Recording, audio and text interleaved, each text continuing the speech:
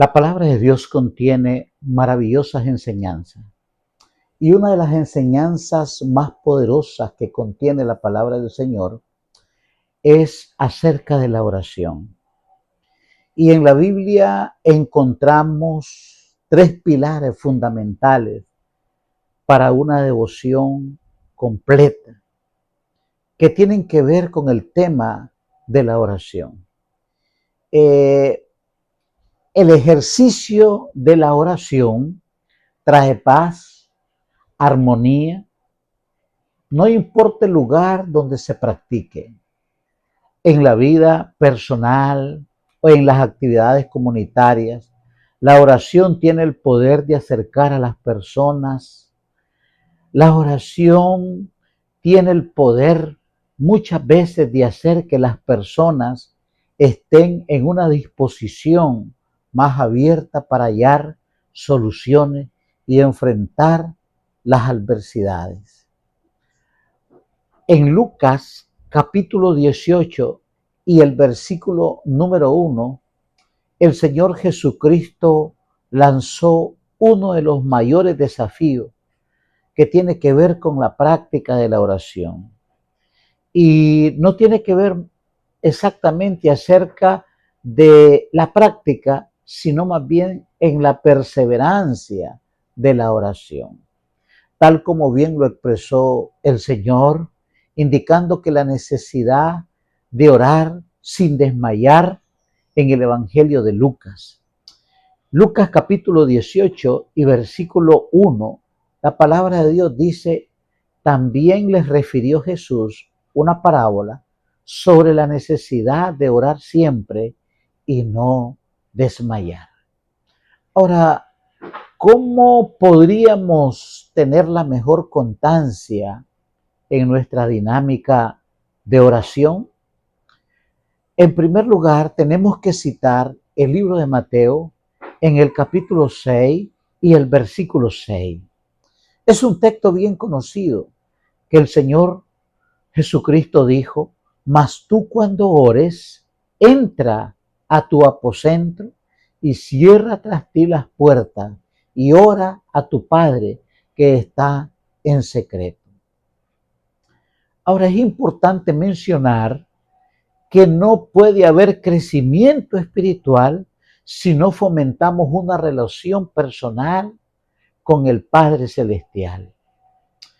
Por relación personal se debería comprender el hecho de compartir asuntos privados que preocupan al alma, problemas que quitan el sueño y dificultades grandes que nos entorpecen la visión del futuro.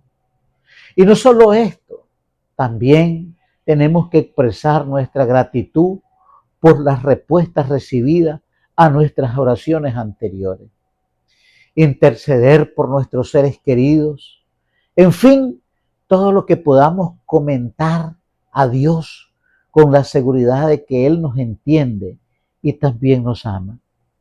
La debilidad se hará sentir al disminuir la oración privada. Cuando los ataques del enemigo nos acechan para confundirnos y dejar de crecer, la oración será la única manera de mantenernos en el buen camino. Aumentemos por esa razón el periodo de la oración. Haz que a través de métodos claros podamos disfrutar y fortalecer nuestra vida espiritual. Y yo, a través de este pequeño mensaje, quisiera proponerte tres formas para orar efectivamente de forma personal y privada. En primer lugar, necesitamos preparar un lugar para orar a Dios que sea tu lugar especial del encuentro con el Señor. ¿Saben que es muy importante cuando vemos en nuestros hogares tenemos un lugar especial para cada cosa? Aún tenemos un lugar para las mascotas de la casa, pero me pregunto yo si tenemos un lugar especial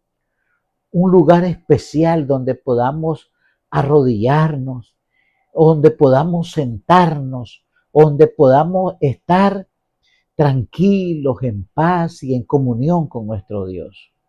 En el hogar debe de haber un lugar especial. Y me viene al recuerdo la iglesia que inventó el confesorio. Es una pequeña construcción de madera especial donde por un lado está quien escucha al que se está confesando, ¿no? Y es así, hay un lugar especial. En la casa nosotros tenemos que elegir un lugar donde vamos a tener esa conversación privada con nuestro Dios. Ahora, debemos en segundo lugar intentar no disminuir el tiempo que pasamos con Dios, sino aumentarlo cada día. Muchas veces nosotros sentimos que nos agarra la tarde para ir al trabajo o nos agarra la tarde para ir a cierta actividad y sabemos que tenemos que orar antes de salir de casa y a veces lo hacemos a la carrera. A veces lo hacemos. Es tan importante la comunión con Dios que no podemos nosotros disminuir el tiempo de la oración. Más bien tenemos que ir tratando de que la oración sea cada vez con un tiempo mayor. Y en tercer lugar, si a nosotros se nos hace difícil centrarnos en la oración, nosotros necesitamos, antes de orar, necesitamos preparar el ambiente. Y el ambiente que necesitamos preparar, tenemos que hacerlo en ese lugar especial donde hemos nosotros apartado para orar y donde ya determinamos un tiempo específico que vamos a orar. Además de eso, necesitamos quizás poner un poco de música cristiana, de cantos cristianos que preparen nuestra mente, nuestro corazón y nuestra alma antes de entrar a esa conversación, ante esa audiencia privada con nuestro Dios. Necesitamos preparar el ambiente. No solamente tiene que ver con el local, el lugar donde vamos a orar. Tiene que ver con la concentración mental que vamos a tener y tiene que ver con ese ambiente de tranquilidad, de paz, de reverencia, para que podamos tener una buena conversación con nuestro Dios en privado. Ahora, Elena White, en El Camino a Cristo, en la página 98, hay una cita muy conocida por todos nosotros, por todos los que hemos tenido el privilegio de leer el libro El Camino a Cristo. Y dice la sierva del Señor, y sobre todo, dice ella, no descuidar la oración privada, porque ella es la vida del alma. En medio de la soledad, abrí vuestra alma al ojo penetrante de Dios. La oración, hermanos queridos, no para los golpes de la vida, pero hace fuerte para resistirlo y enfocarte en las soluciones. Esta vida, como lo dijo Jesús, allá en San Juan 16:33, dijo él, en el mundo tendréis aflicciones, pero confiad, yo he vencido al mundo. ¿Y cómo lo venció él? Dice que él pasaba noches enteras, 6:12 de Lucas y Mateo, dice que pasaba noches enteras en comunión privada con Dios. Y Marcos 1:35 dice que se levantaba aún muy oscuro y se iba a un lugar desierto solo y allí oraba. El segundo pilar fundamental que la palabra de Dios enseña para un crecimiento espiritual y una perseverancia en la oración es la oración en el hogar. Fíjense bien qué interesante lo que dice el libro de Mateo en el capítulo 18 y versículo 20. Nuevamente es un versículo muy conocido. Dice la palabra del Señor, porque donde están 2 o 3 congregados en mi nombre, allí estoy yo. Qué maravilloso, ¿no? La realidad puede ser triste para algunos hogares. Muchos hogares no conocen la bendición de orar juntos. Ahora, tenemos que saber que al orar en familia, todos los días, en la tarde, al empezar el día, al mediodía, nosotros le permitimos que Jesucristo inunde nuestro hogar con su presencia, con su luz, para que ilumine nuestra alma.